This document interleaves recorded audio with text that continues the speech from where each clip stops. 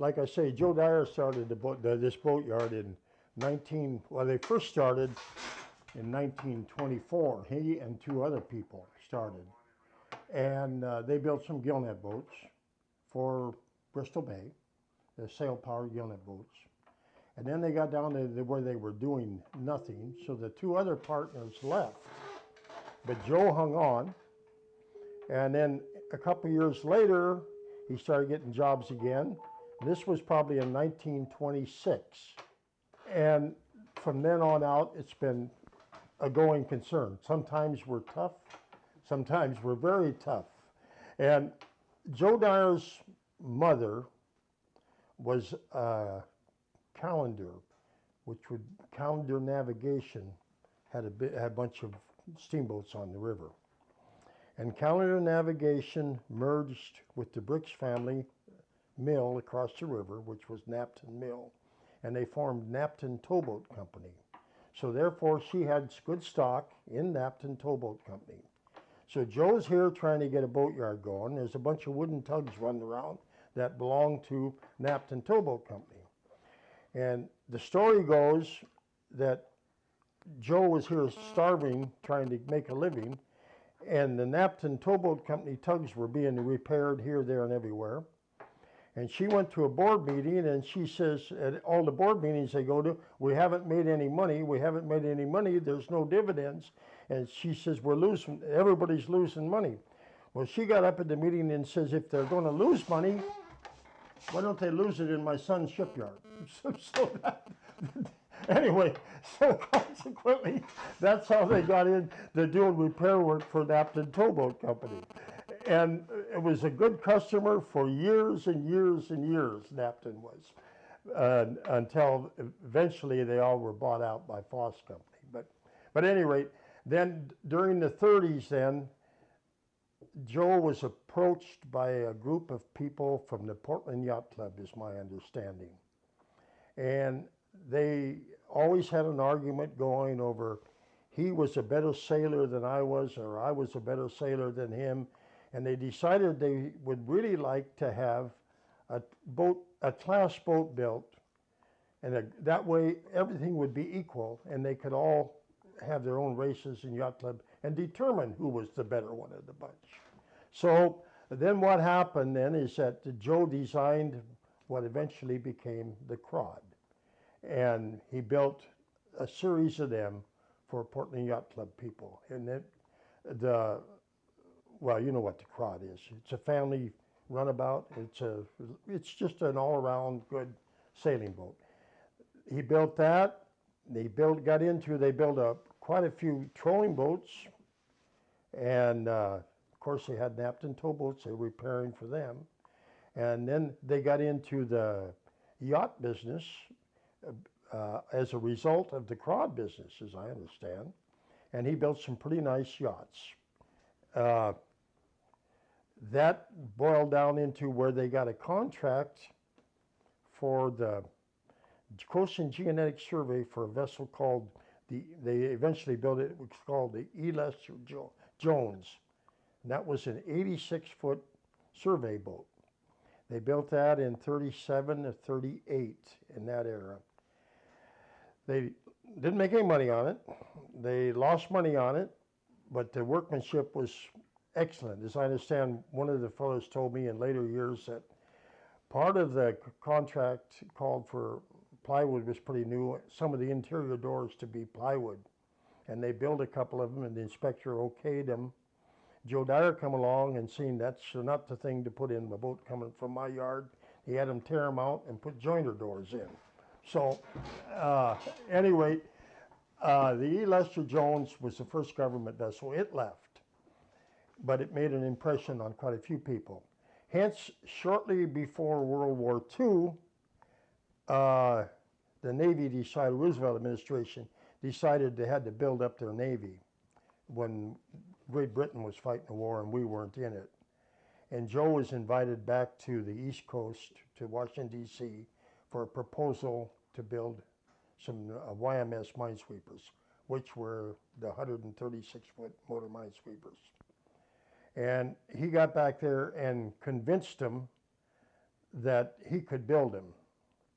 And the story goes that Joe flew an back in an airplane, and old DC-3 in them days, and he didn't have a return ticket.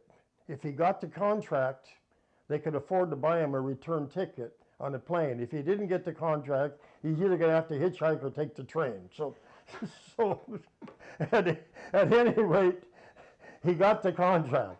And he came back out here, and they started where the two main buildings are right now.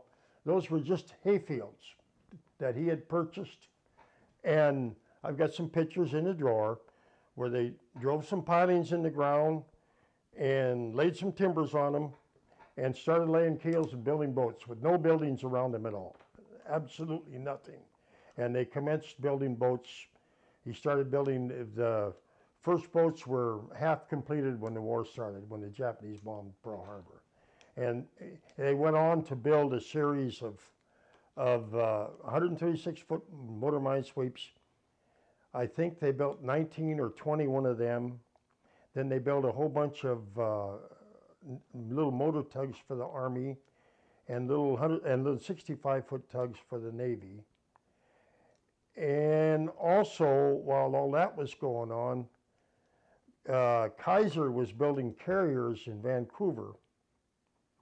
And those carriers would come down and tie up at port docks. They were built under a maritime contract. The Maritime Administration accepted the carriers and then turned them over to the Navy.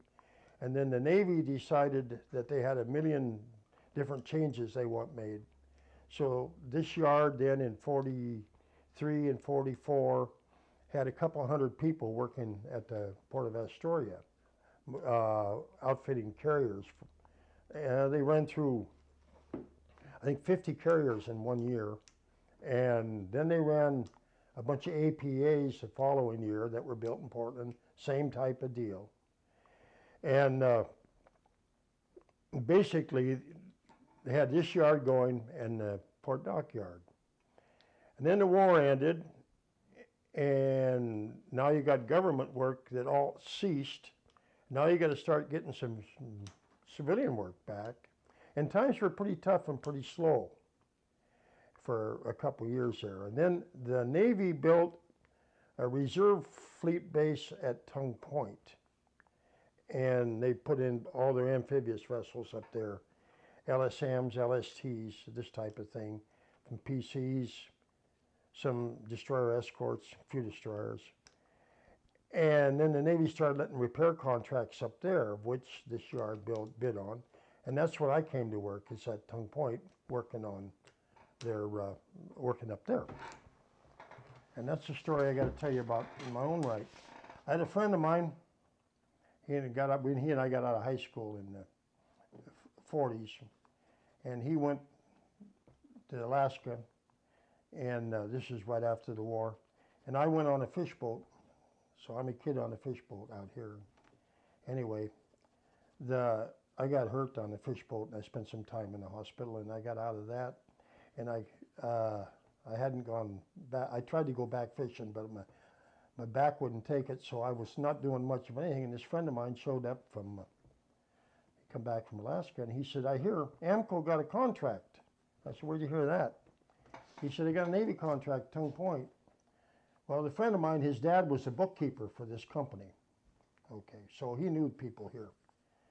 So Art, he says, let's go down, see if we can get a job. Fine, you ain't doing that. So I went down there. We went into the machinist hall, and they said they don't need anybody now. We come out of the machinist hall, and we run face to face with a fellow named John Cedarberg. Now, John Cedarberg and I later became real good friends. John and Art shook hands, how are you, and everything. They knew one another from here. And he says, Art, what are you doing? And Art says, looking for a job. John said, fine, come to work tomorrow morning. And I said, you got room for another guy? No, I don't need anybody else, he said. And I said, okay. And Art says, where at? John said, Tongue Point. Art says, how do I get there? And Cedarberg says, well, for Christ's sakes, don't you own a car? He says, you just drive there. He said, I don't have one, but he said, you get Donnie a job, I can ride with him. So Cedarburg said, okay, you're hired. And that's how I got on with this company. And that's a straight scoop. So at any rate, we went to Tongue Point and we contracted. We worked there with one contract after another. So actually, we started overhauling this Navy stuff, and we ended up activating a bunch of it, and it all went to Korea for that Korean War. And then we activated a bunch more. They all went to Indochina when the French were fighting there. So it was really, I was up there for probably the first 8 years I worked for this company. I was at Tongue Point. And in 1954, 55, around there was 1,100 people working for this company. And of that, we had probably 400 at Tongue Point. And we had maybe 50 at the port docks. And out here, there was probably 500. And then I had a bunch of guys up at 40 miles up the river. It was Beaver Ammunition Depot, and it was an Army base. They had an ammunition depot there during the war, and they were using it for storing Army landing craft. And so we were up there we got $6 a day to drive back and forth. So anyway, the 1,100 people, by 1960, we were down to 15 people. And that's what happened. When the Navy pulled out, they left us, and that's what happens. Now you're down to 15 people, and you've got, you got to run around and try and get the civilian work back that we lost over all the years. It was shortly after that time, and Joe Dyer got us all together and said he was going to close the yard the first year. And I'm not really sharp on the year here, but I think it was around 61 or 62. And he said that he would like the yard to keep operating, but he was ready to quit. And his son Tom at that time was going to school in Stanford. And he would like the yard to be around in case Tom wanted it when he got through at Stanford. Well, Tom had Stanford, and he was doing Navy reserve training there too. So he was going to have to do 2 years in the Navy. I think it was 2 years. So at any rate, Joe Dyer got us together, and he asked us if we'd like to run the place. He'll lease it to us at little or no cost. All we had to do was keep the place up. And so we sat there and looked at one another. We needed a job. There was no getting around it. And there was no work around here other than that. So we decided that might be a good idea. Joe made the stipulation that he would not make an agreement with 4 of us here, 3 of us there. If anybody wanted to, everybody there had the equal chance to become into this co-op, as we called it at the time. So everybody agreed that they wanted in, and then somebody brought up the idea that, maybe we should each kick up $1,000 so we got some money in the bank to operate with. And one of the fellows that was here, been here for years, he looked at us. He said, "Why doesn't the company have money in the bank?" I mean, and Joe said, "That ain't part of the deal, Jim, I mean, so at any rate, Gibb said, "Well, I don't have $1,000. Joe said, "I'll loan you $1,000. And so if you want in, Gibb, I'll loan you $1,000. So then what he did is he essentially turned the yard over to us with everything in the yard, all the material and everything, on consignment. And we just had to pay him what he had in it if and when we sold it. And so we operated that way. We paid him 50% of what profit we made after we're all done. So we operated that way until Tom left Stanford and went to MIT and so at any rate, Tom went to MIT, and then I think after that he went to The Hague in Holland, and then after that, then he went in the Navy and he taught naval architecture at the academy. And when Tom got through with that, he got married.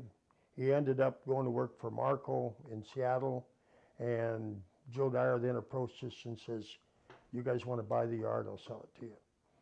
And he gave us a real good price, and all of the money that we had paid him in rent money, he applied to the payments.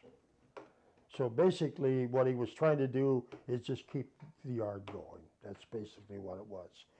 We lucked out. We got it at a proper time. This was in probably 69, 70, and the king crab fishery was just getting off to a big booming start in Alaska, and one of the local canneries ended up with a fleet of king crab boats, and we fit right into that, and so we ended up on a real, it couldn't have been a better time. And over the years then, the partners have dropped out.